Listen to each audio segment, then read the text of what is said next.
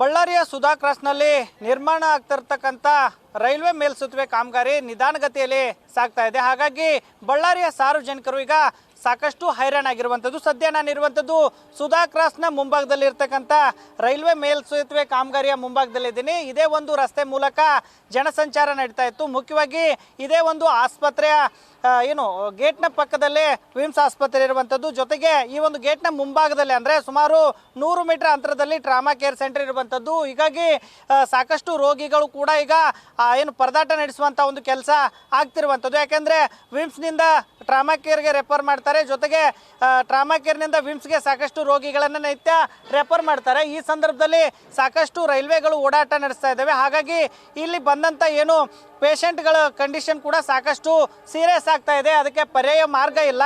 ಸುತ್ತುವರೆದು ಅಂದರೆ ಇದೇ ಒಂದು ಮಾರ್ಗದ ಬದಲಾಗಿ ಏನಾದರೂ ಹೋಗಬೇಕಾದ್ರೆ ಪರ್ಯಾಯ ಮಾರ್ಗದಲ್ಲಿ ಹೋಗಬೇಕಾದ್ರೆ 2 ಕಿಲೋಮೀಟರ್ ಸುತ್ತುವರ್ಕೊಂಡು ಬರಬೇಕಾಗುತ್ತೆ. ಹಾಗಾಗಿ ಸಾಕಷ್ಟು ಸಮಸ್ಯೆಗಳನ್ನು ಎದುರಿಸುವಂಥ ಒಂದು ವಾತಾವರಣ ಸದ್ಯ ಬಳ್ಳಾರಿಯ ಈ ಸುಧಾ ಕ್ರಾಸ್ ಇದೆ. ಈ ಒಂದು ಸುಧಾ ಕ್ರಾಸ್ನಲ್ಲಿ ನಿರ್ಮಾಣ ಆಗ್ತಿರುವಂಥದ್ದು ಸದ್ಯ ನೀವು ದೃಶ್ಯದಲ್ಲಿ ಗಮನಿಸ್ತಾ ಇರಬಹುದು. ನಾವು ಈಗ ಪ್ರತ್ಯಕ್ಷವಾಗಿ ಈ ಒಂದು ಗ್ರೌಂಡ್ ರಿಪೋರ್ಟ್ ನಡೆಸುವಂಥ ಸಂದರ್ಭದಲ್ಲಿ ಈಗ ಒಂದು ರೈಲು ಕೂಡ ಬರ್ತಾ ಇರುವಂಥದ್ದು. ಈ ಒಂದು ರೈಲು ಈಗ 15 ನಿಮಿಷ ಈ ಗೂಡ್ಸ್ ಗಾಡಿ ಏನಿದೆ ಇದು ಈ ಒಂದು ಸೇತುವೆಯನ್ನು ದಾಟಿಕೊಂಡು ಅಂದರೆ ಈಗ ಕಾಮಗಾರಿ ಏನಿದೆಯಲ್ಲ ಇದನ್ನು ದಾಟಿಕೊಂಡು ಮುಂದೆ ಹೋಗಬೇಕಾದ್ರೆ ಸುಮಾರು 15 ನಿಮಿಷ ಟೈಮ್ ಹಿಡಿಯುತ್ತೆ. ಹಾಗಾಗಿ ಆ ಒಂದು ಸಂದರ್ಭದಲ್ಲಿನೇ ಸಾಕಷ್ಟು ರೋಗಿಗಳು ಆಂಬುಲೆನ್ಸ್ನಲ್ಲಿ ಸೀರಿಯಸ್ ಆಗುವಂಥ ಒಂದು ಪರಿಸ್ಥಿತಿ ನಿರ್ಮಾಣ ಆಗ್ತಿರುವಂಥದ್ದು ಈಗಾಗಲೇ ದೃಶ್ಯದಲ್ಲಿ ಗಮನಿಸ್ತಾ ಇರಬಹುದು. ಆ ಕಡೆ ಕೂಡ ಸಾಕಷ್ಟು ಆಟೋ ಚಾಲಕರಾಗಿರ್ಬೋದು, ಶಾಲಾ ಕಾಲೇಜು ಮಕ್ಕಳು ಕೂಡ ಸಾಕಷ್ಟು ಓಡಾಟವನ್ನು ಮಾಡ್ತಾರೆ. ಆದರೆ ಶಾಲಾ ಕಾಲೇಜುಗಳಿಗೆ ಹೋಗೋಕ್ಕೂ ಕೂಡ ಸಾಕಷ್ಟು ಕಷ್ಟಪಡುವಂಥ ಒಂದು ಪರಿಸ್ಥಿತಿ ನೀವು ದೃಶ್ಯದಲ್ಲಿ ಗಮನಿಸ್ತಾ ಇರಬಹುದು. ನಾವೀಗ ಪ್ರತ್ಯಕ್ಷ ವರದಿ ಮಾಡುವಂಥ ಸಂದರ್ಭದಲ್ಲಿ ಈಗ ಗೂಡ್ಸ್ ಟ್ರೈನ್ ಬರ್ತಾ ಇದೆ. ಇದೇ ಒಂದು ಟ್ರೈನ್ ಇದೇನಿದೆ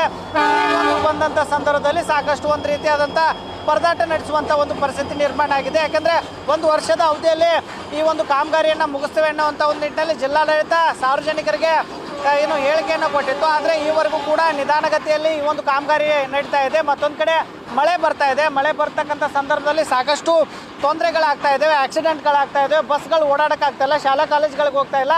ಇನ್ನು ಈಗ ವಿದ್ಯಾರ್ಥಿಗಳು ಪರದಾಟ ನಡೆಸುವಂಥ ಒಂದು ಕೆಲಸ ನಿರ್ಮಾಣ ಆಗ್ತಾ ಇದೆ. ಇನ್ನಾದರೂ ಕೂಡ ಜಿಲ್ಲಾಡಳಿತ ಎಚ್ಚೆತ್ತುಕೊಳ್ಬೇಕು. ಇಲ್ಲಿ ಆಗ್ತಕ್ಕಂಥ ಸಮಸ್ಯೆಯನ್ನು ಪರಿಹಾರ ನೀಡುವ ನಿಟ್ಟಿನಲ್ಲಿ ಮೇಲ್ಸೇತುವೆ ಕಾಮಗಾರಿಗಳನ್ನು ಶೀಘ್ರ ಮುಗಿಸ್ಬೇಕನ್ನುವಂಥದ್ದು ಕೂಡ ಈಗ ನ್ಯೂಸ್ ಫಸ್ಟ್ನ ಆಗ್ರಹ ಆಗಿರುವಂಥದ್ದು. ಕ್ಯಾಮ್ರಾಮನ್ ಕಾರ್ತಿಕ್ ಜೊತೆಗೆ ಶಿವಾನಂದ್ ಮದಿಹಳ್ಳಿ, ನ್ಯೂಸ್ ಫಸ್ಟ್ ಕನ್ನಡ, ಬಳ್ಳಾರಿ.